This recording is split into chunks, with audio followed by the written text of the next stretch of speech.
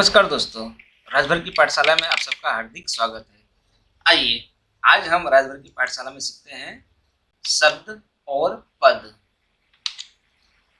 तो शब्द किसे कहते हैं और पद किसे कहते हैं, ये हम सीखते हैं। चलिए, सबसे पहले हम शब्द किसे कहते हैं, शब्द की परिभाषा क्या है, उसकी हम चर्चा करते हैं। तो देखिए, जैसे कि एक से अधिक वर्णों के मेल से बने सार्थक वर्ण समूह शब्द कहलाते हैं। क्या कहलाते हैं? वर्णों का समूह। परिभाषा में कहा गया है कि एक से अधिक वर्णों के मिलने से, लेकिन कैसे? सार्थक वर्ण, सार्थक जिनमें से अर्थ प्रकट होते हो, ऐसे वर्ण समूह को ही हम शब्द कहते हैं। जैसे कि सोहन, खीर, मीरा, खेलना, शतरंज इत्यादि। तो यहाँ हम देखते हैं कि वर्णों का समूह है। सोहन में भी अलग अलग वर्ण है, तो अलग अलग वर्ण मिल करके एक वर्ण समूह की रचना करते हैं। तो बस यही हमारा कहलाता है शब्द। दूसरे तौर पे देखा जाए तो वर्ण शब्दों के मेल से बनते हैं। किसके मेल से? शब्दों के। शब्द जो होते हैं हमारे, वह वर्णों के मेल से शब्द बनते हैं। अब सोहन, खीर, मीरा, ये जितने भी शब्द हैं, यह वर्णों के मेल से ही बने हुए हैं।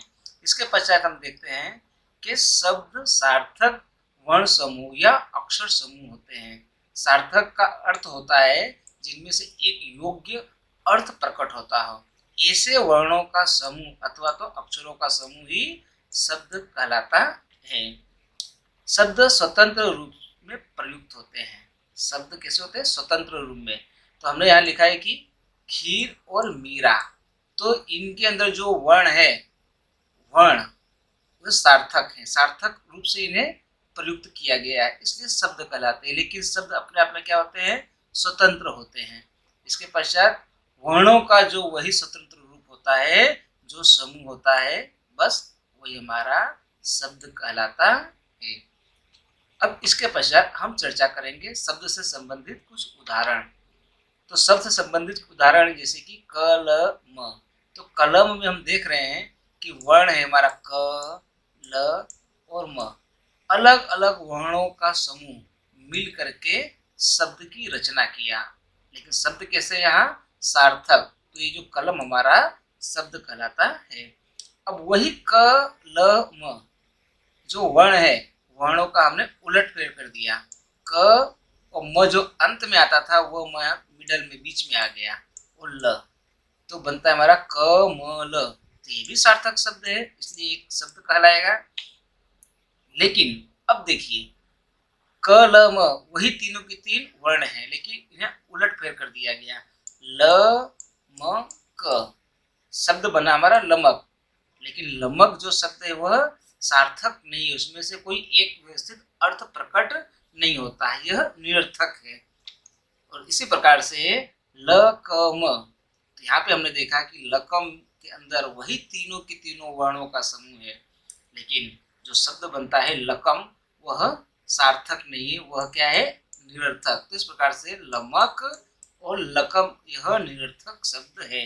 लेकिन हाँ, कलम और कमल यह सार्थक शब्द है। तो इस प्रकार से यहाँ हमने शब्द की जो परिभाषा है वो स्पष्ट करने की कोशिश की। चलिए अगली स्लाइड की ओर बढ़ते हैं और हम देखते हैं पद किसे कहते हैं। तो देखिए, जब कोई शब्द स्वतंत्र न रह करके वह व्याकरण के नियमों में बंध जाता है, तब वो वही शब्दों का जो समूह होता है वह पद कहलाता है। देखिए, उदाहरण दिया गया है कि सीता गाती है। तो सीता गाती में हम देखते हैं कि सीता एक शब्द, गाती दो शब्द और है तीन शब्द।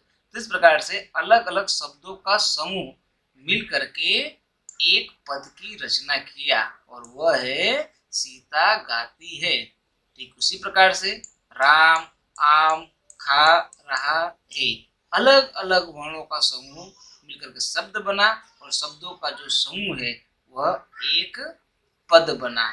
तो इस प्रकार से हमने देखा कि सीता, राम, आम इत्यादि जो शब्द हैं वे वाक्य में प्रयुक्त हो करके वह पद बन जाते हैं। तो इस प्रकार हमने शब्द और पद किसे कहते हैं यह समझा। आइए अब समझते हैं शब्द और पद के बीच में भेद क्या है, अंतर क्या है। तो सबसे पहले हम शब्द और पद की चर्चा करते हैं। तो शब्द के अंतर्गत आ सकता है कि शब्द वर्णों की स्वतंत्र एवं सार्थक इकाई है। वर्ण अपने आप में स्वतंत्र होते हैं, लेकिन कैसे सार्थक इकाई होते हैं। लेकिन देखिए पद में क्या होता है कि पद यह वाक्य में प्रयुक्त शब्द है। जैसे कि सीता गाती है, तो वहां पर हमने देखा कि जो शब्द है अपने आप में स्वतंत्र है, लेकिन वही शब्द वर्णों का जो स्वतंत्र स्वरूप है जब पद में प्रयुक्त होता है तब वह पूरा एक वाक्य बन जाता है। तो इस प्रकार से पद के अंदर शब्दों का समूह होता है और शब्द में हम देखते हैं जो वर्ण होते हैं वर्णों का समूह होता है। शब्द का अर्थ मात्र क्या परिचय होता है, शब्द का मात्र अर्थ परिचय होता है, उसमें से सिर्फ अर्थ प्रकट होता है।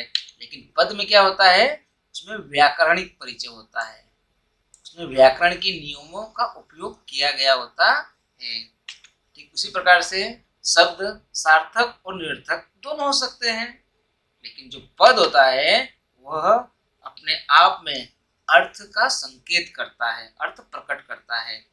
बिना अर्थ के पद हो ही नहीं सकता। लेकिन हाँ शब्द वह सार्थक और निरर्थक दोनों हो सकता है। और अंत में हम देखते हैं कि जो शब्द है उसका लिंग वचन एवं कारक इन तीनों से कोई संबंध नहीं होता, न तो लिंग न तो वचन न तो कारक। लेकिन पद में हम देखते हैं कि इन तीनों से लिंग वचन कारक से पद का हमेशा संबंध होता है। ठीक, तो इस प्रकार से हमने देखा शब्द और पद में क्या अंतर होता है।